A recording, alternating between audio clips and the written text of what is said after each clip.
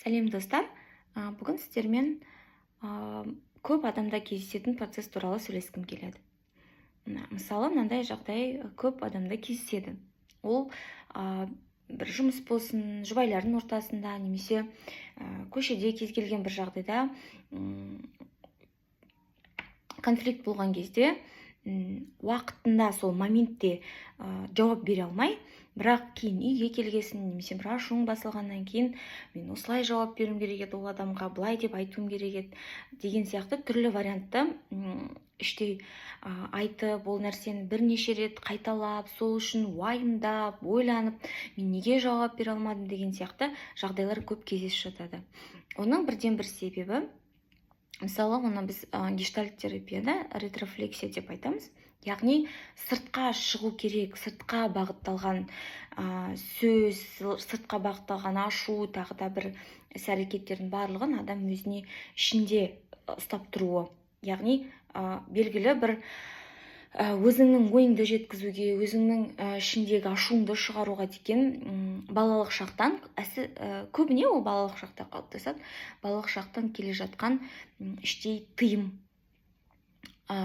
Ол әртүрлі себептерден болуы мүмкін. Мүмкін сізге кішкентай кезіңізде ешкім саған сөйлеуге болмайды деп нақты тыйым айтпауы да мүмкін. Алайда бізде невербальный, яғни сөйлемей, жай ата-анасының қас-қабағына қарап, оның жай күйін, эмоциясын түсінетін бізде мүмкіншіліктеріміз бар, ала көзбен бір қарадым, болды, мен баламның үні өшеді деген сияқты. Ата-аналардың айтатын сөздері бар. Ол сондай себептен де болуы мүмкін. Біз психотерапияда не жасаймыз?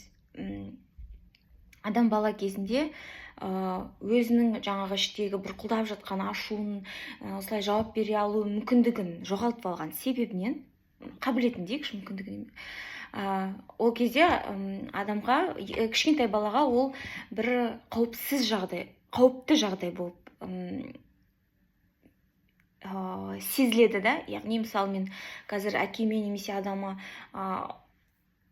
жауап беретін болсам, мысалы, қарсыласып, әдетте қарсыласып қой, енді жауап беретін болсам, мен дұрыс емес сөздер естимін, таяқ жеймін деген сияқты, бір заттардан алуым керек заттарды ала алмай қаламын деген сияқты.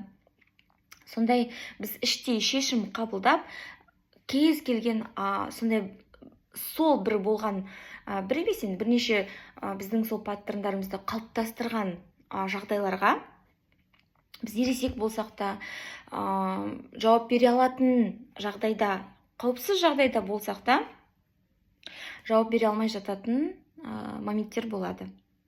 Психотерапияда не жасаймыз?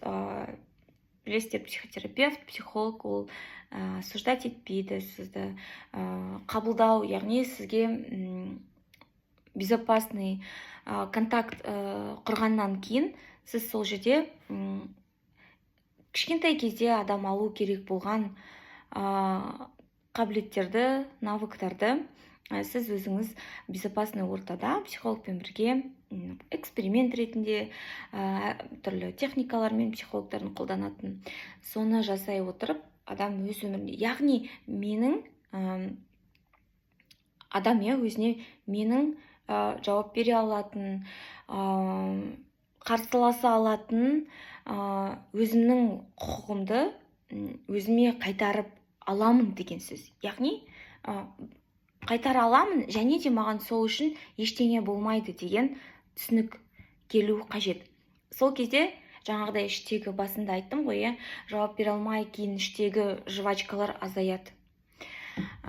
Сол себептен бұл өте ретрофлексия, сондай өте қызық, көп адамда бар, ол көп адамда бар процесс, іштегі механизм түрі, онымен жұмыс жасауға және те жақсы результаттар алуға мүмкіншіліктер бар.